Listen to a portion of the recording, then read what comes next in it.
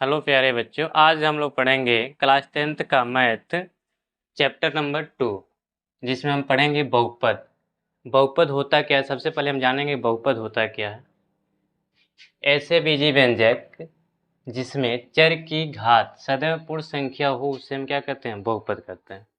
ऐसे बीजीय व्यंजक का मतलब होता है चर और अचर से मिली हुई व्यंजक, जैसे 2x 2x प्लस में 1, ये सभी क्या है, व्यंजक है।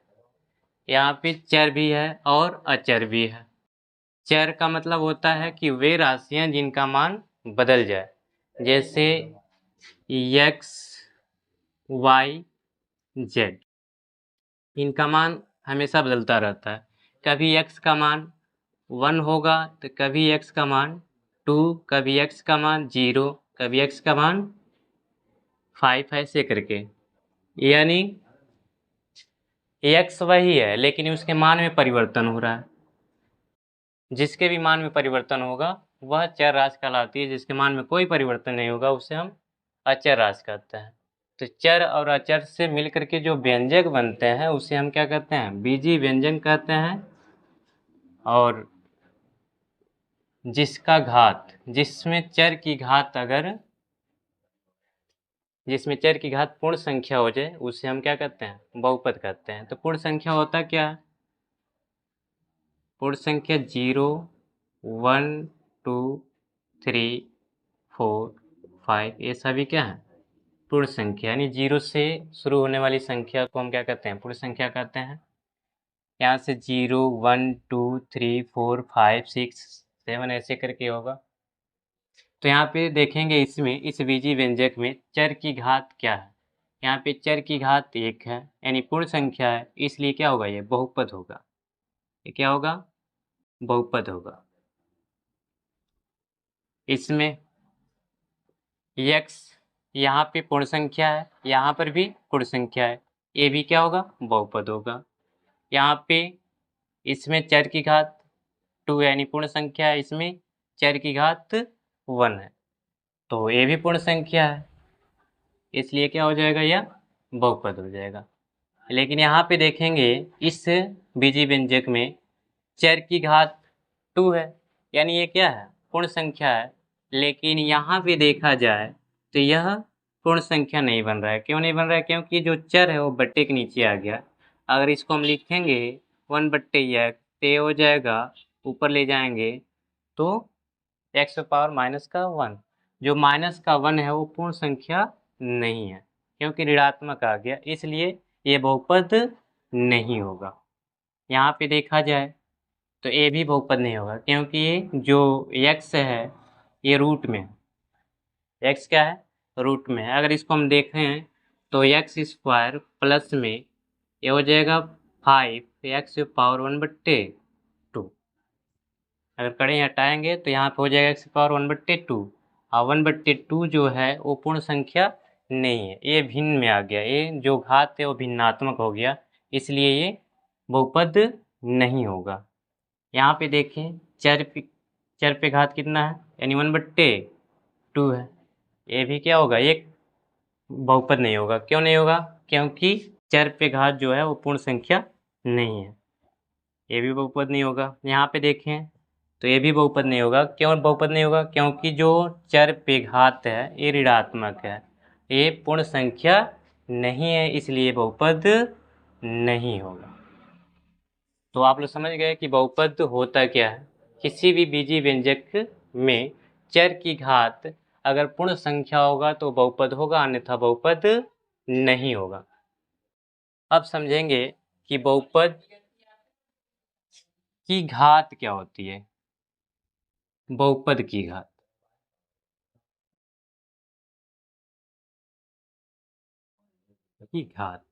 ये समझेंगे। बहुपद की घात, जो बहुपद की घात होती है, तो कोई बहुपद ले ले रहे हैं, यानी 2x² प्लस में 5x माइनस में 7, यह एक बहुपद है। बहुपद को हमेशा px या fx इससे दर्शाते हैं। तो हम एक बहुपद ले लिए हैं। अब बोला जाए कि इसमें घात बताइए, तो किसी बहुपद में चर की अधिकतम घात को हम घात कहते हैं, उस बहुपद का घात कहते हैं। जैसे इस बहुपद में जो चर है, जो चर यानी x है, उस पे अधिकतम घात कितना है? 2 है, तो इसे हम बोलेंगे घात, यानी घात बराबर ये हो जाएगा 2। ये बहुपद की घात है। अब देखेंगे कि बहुपद के प्रकार, बहुपद कितने प्रकार के होते हैं। तो बहुपद 2 प्रकार का होता है। बहुपद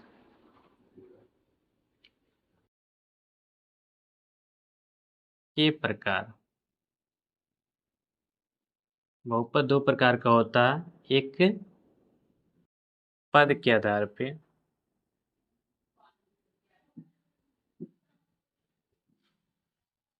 और दूसरा घात के आधार पे।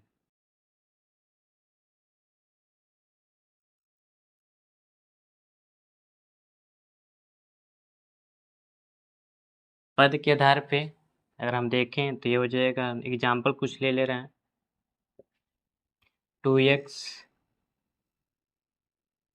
2x प्लस में 1, 3x स्क्वायर प्लस में 5x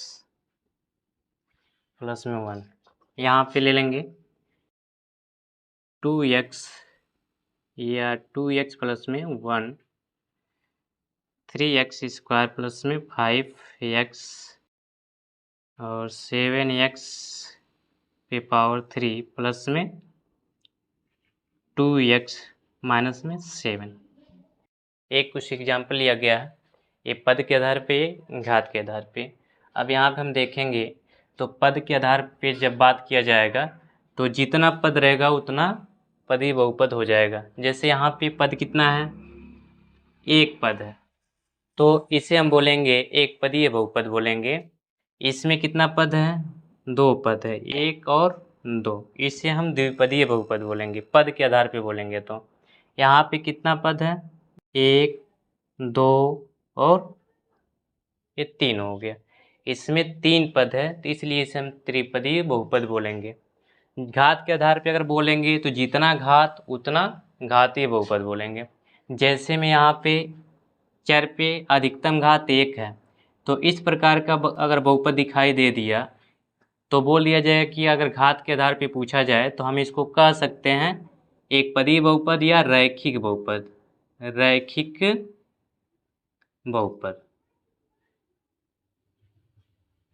इसे हम रैखिक बहुपद बोलेंगे। जिसपे अगर चर की घात, जिस बहुपद में चर की घात अधिकतम 1 है, तो उस बहुपद को हम रैखिक बहुपद बोलेंगे। जिसमें चर की घात 2 है तो उसे द्विघाती बहुपद बोलेंगे। जिसपे 3 घात होगा अधिकतम, उसे त्रिघाती बहुपद बोलेंगे। तो यहाँ पे 2 घात है तो इसे हम द्विघाती बहुपद, जैसे हम लिख दे रहे हैं द्विघाती बहुपद, इसे हम त्रिघाती बहुपद बोलेंगे। त्रिघाती बहुपद ये होता है।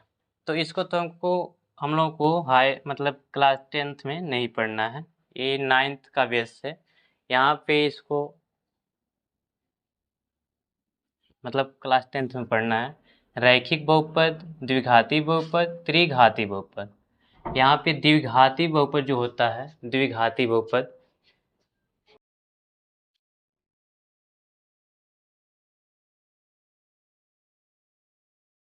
द्विघाती बहुपद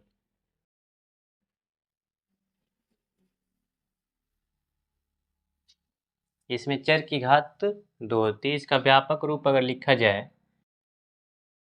व्यापक रूप द्विघाती बहुपद का, तो ये हो जाएगा ax स्क्वायर प्लस में bx प्लस में c। अब यहाँ से इसके जो शून्यक होते हैं, शून्यक, तो सबसे पहले शून्यक जानेंगे शून्यक होता क्या है, उसके बाद से इसको पढ़ेंगे। तो शून्यक सबसे पहले जान लें। तो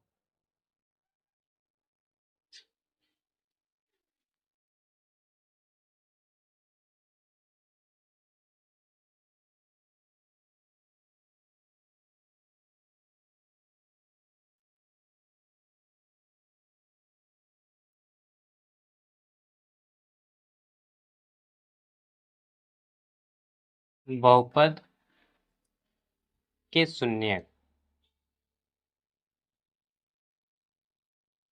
शून्यक क्या होता है उसके बाद इसको जानेंगे। बहुपद के शून्यक यानी किसी बहुपद में चर का वह मान जो पूरे बहुपद को शून्य कर दे उसे हम बहुपद का शून्यक कहते हैं। जैसे हम एक बहुपद ले ले रहे हैं, यहाँ पे एक्स स्क्वायर प्लस में 5x प्लस में 6, अगर शून्यक हम निकालेंगे तो यहाँ पे घात जितना घात रहेगा, बहुपद में जितना घात रहेगा उतना शून्यक लिखेगा। इस बहुपद में अधिकतम घात 2 है तो इसमें 2 शून्यक प्राप्त होगा, जिसमें एक घात यानी रैखिक बहुपद है। जैसे में 2x प्लस में 1, ये रैखिक बहुपद है तो इसमें शून्यकों की संख्या 1 होगी, यानी x का जो मान होगा वो 1 आएगा। जिसमें 2 घात 2 शून्यक, 3 घात 3 शून्यक। अब यहाँ पे 2 घात है अधिकतम तो इसमें 2 शून्यक प्राप्त होंगे। अब कैसे शून्यक प्राप्त होंगे, अब इसको हम निकालेंगे नहीं, x का 2 मान प्राप्त होगा जिसे हम शून्यक बोलेंगे। यहाँ पे इसको निकालने के लिए हम क्या करेंगे, बराबर में 0 लेंगे। अब इसको अभाज्य गुणनखंड विधि से इसको सॉल्व करेंगे।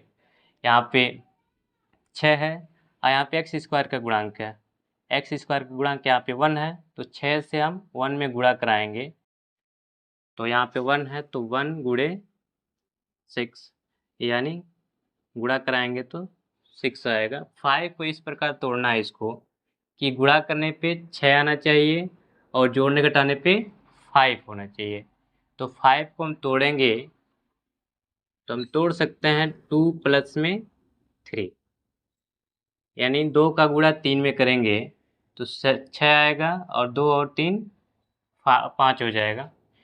तो यहाँ पे हम तोड़ दिए, यानी 5 की जगह पे इतना रख देंगे तो एक्स स्क्वायर प्लस 2 प्लस में 3 एक्स प्लस में 6 बराबर 0। अब एक्स का गुणा करा देंगे, ये हो जाएगा x square plus 2 x plus में 3 एक्स प्लस में 6 बराबर 0। अब कामन करेंगे, अब देखेंगे 2 का, यानी इन दोनों को एक साथ लेंगे और इन दोनों को एक साथ लेंगे। अब इन दोनों में देखेंगे कि कामन क्या है, उभयनिष्ठ संख्या यानी उभयनिष्ठ पद क्या मिल रहा है। तो इन दोनों में उभयनिष्ठ x मिल रहा है तो x कामन करेंगे तो x प्लस में 2, यानी यहाँ डबल x है तो एक x निकट जाएगा तो एक x बच जाएगा। यहाँ पे सिंगल x है तो x निकट गया तो केवल 2 बचेगा। यहाँ से 3 कामन दिखाई दे रहा है। कामन का मतलब ये हो गया कि जिसको हम कामन करेंगे उसी से हम डिवाइड करेंगे दोनों पद में। तो 3 कामन दिखाई दे रहा है, अगर 3 से हम डिवाइड करेंगे 3x को तो केवल x बचेगा। यहाँ पे प्लस 3 से डिवाइड करेंगे 6 को तो ये हो जाएगा 2 बराबर 0। अब फिर हम गुणा कराएंगे तो उतना ही आ जाएगा। अब यहाँ पे इन दोनों को एक कोष्टक में लिखा जाता है x प्लस में 3। अब यहाँ से ये उभयनिष्ठ है, ये x प्लस में 2 और x प्लस में 2 तो इसमें से एक को लिख लिया जाता है x प्लस में 2 बराबर में 0। अब दोनों के बराबर 0 लगाएंगे, x प्लस में 3 बराबर 0 और x प्लस 2 बराबर 0। x बराबर इसको पश्चांतर कर देंगे तो ये माइनस में 3 हो जाएगा और ये हो जाएगा x उधर जाएगा तो माइनस का 2 हो जाएगा। ए यानी जो इस बहुपद का जो शून्य के लिख के आया, 2 शून्य के लिख के आया, एक x बराबर -3, एक x बराबर -2, यानी ये दोनों शून्यक हैं इस बहुपद का। अब इस x का मान 3 दिया है तो इस 3 -3 को हम उठा के इसमें रखेंगे x की जगह पे तो यह -3 इस बहुपद को 0 कर देगा। यह भी इस माइनस में 2 है तो यहाँ पर रखेंगे x की जगह पे तो ये भी 0 कर देगा। क्यों 0 करेगा, क्योंकि इस बहुपद का ये शून्यक है। इसी बहुपद से जो x का मान लिख रहा है इसी से लिख रहा हुआ है, यानी एक लिख गया x बराबर -3 और दूसरा लिख के आ गया -2, तो ये शून्य कहलाता है। अब यहाँ पे हम पढ़ेंगे शून्यकों का योग और शून्यकों का गुणनफल। तो सबसे पहले हम जानेंगे कि शून्यकों का योग क्या होता है, शून्यकों का गुणनफल क्या होता है। तो यहाँ पे जो द्विघात बहुपद है, यहाँ पे द्विघात बहुपद, इसका व्यापक जो रूप होता है द्विघात बहुपद का,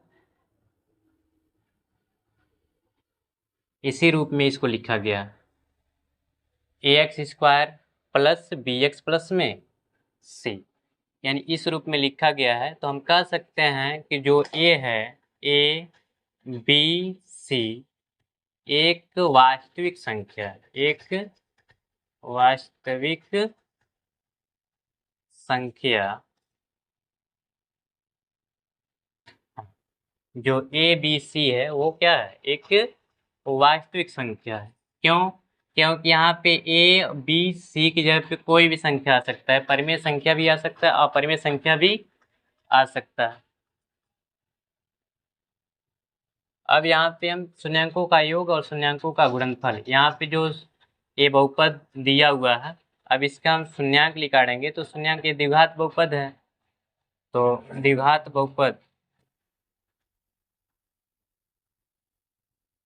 द्विघात बहुपद के शून्यांक दो होते हैं, एक अल्फा होता है शून्यांक अल्फा, गामा बीटा। अब इसके जो शून्यांक होते हैं अल्फा और बीटा होते हैं, जैसे यहाँ पे हम लिखा रहे हैं, ये दो शून्यांक लिखा रहे हैं, तो हम कह सकते हैं अल्फा बराबर माइनस का 3 और बीटा बराबर माइनस का 2। अब यहाँ से हम क्या करेंगे, यहाँ पे जो व्यापक रूप लिखे हैं ax² प्लस में bx,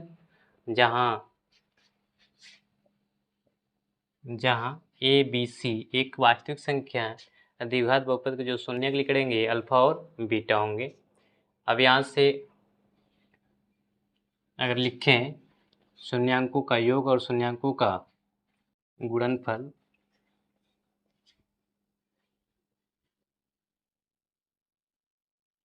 शून्यांकों का योग बराबर -x का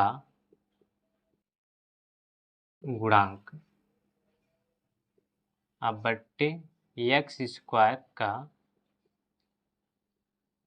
गुणांक।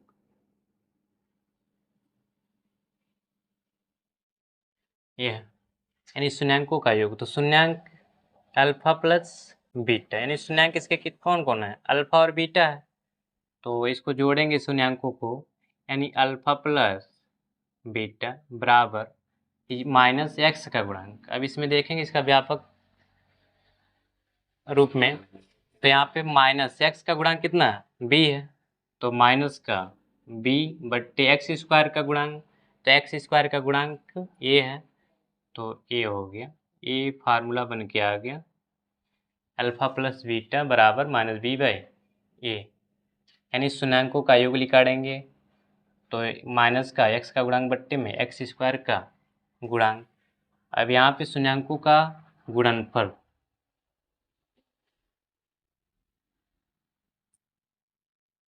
का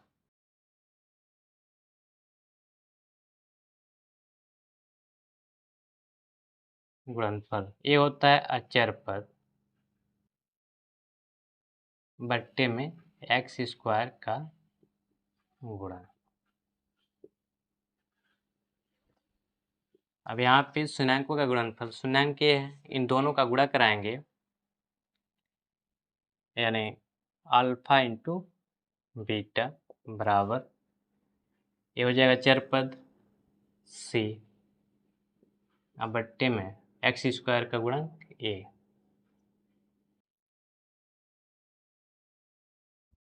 अब इसमें हम सत्यता की जांच करते हैं इस फार्मूले पे। तो सबसे पहले हम जानेंगे कि यहाँ पे एक बहुपद यहाँ पे दिया गया था जिसका शून्यक हम निकाले हैं, तो इस पे हम जांच कर सकते हैं कि ये सही है कि नहीं है। अब यहाँ पे जो शून्यकों का योग है एक बार निकालेंगे, एक बार शून्यकों का गुणनफल निकालेंगे। जैसे में यहाँ पे हम निकाल सकते हैं शून्यकों का योग, तो शून्यक लिखा हुआ है, तो यहाँ पे हम कर सकते हैं -3 प्लस माइनस का 2 बराबर, यहाँ दिया है -x का गुणांक, तो x का गुणांक कितना है 5 है, माइनस में माइनस हो गया, x का गुणांक 5 बट्टे एक्स स्क्वायर का गुणांक कितना है, एक्स स्क्वायर का गुणांक इसमें 1 है, तो 1 रखेंगे, देखेंगे दोनों पक्ष बराबर हो रहा है कि नहीं हो रहा है। तो यहाँ से -3 प्लस -2 बराबर ये हो जाएगा माइनस का 5 बट्टे 1। अब यहाँ से -3 और -2 कितना हो जाएगा, माइनस का 5 बराबर भाग करेंगे 1 से, तो ये हो जाएगा 5। ये दोनों पक्ष बराबर हो गया, इसलिए सत्य है। सत्यता की जब भी जांच करेंगे तो इन्हीं दो फार्मूले पे जांच करेंगे। तो योगफल पे हो गया, अब फिर क्या करेंगे, गुणनफल पे जांच करेंगे। तो यहाँ पे अल्फा इंटू बीटा, यानी जो पहला शून्यक है अल्फा है, दूसरा शून्यक बीटा है, यानी दोनों का गुणनफल -3 इंटू में -2 बराबर। अब यहाँ पे अचर पद कितना है इसमें 6 बट्टे एक्स स्क्वायर का गुणांक कितना है 1 है, तो 1 रख देंगे। अब गुणा कराएंगे तो ये हो जाएगा 3 दूना 6 माइनस माइनस प्लस का 6 बराबर 1 से भाग करेंगे तो 6 हो जाएगा, यानी दोनों पक्ष क्या हो गया बराबर हो गया। तो दोनों पे हम जांच करेंगे, एक बार शून्यकों का योग और शून्यकों का गुणनफल पे हम जांच करेंगे कि क्या यह जो शून्यक हम निकाले हैं वो सही है या नहीं है। तो बस इतना कर सकते हैं। इसके बाद से अगली वीडियो में हम लोग क्या करेंगे, चैप्टर शुरू करेंगे प्रश्नावली, जिसमें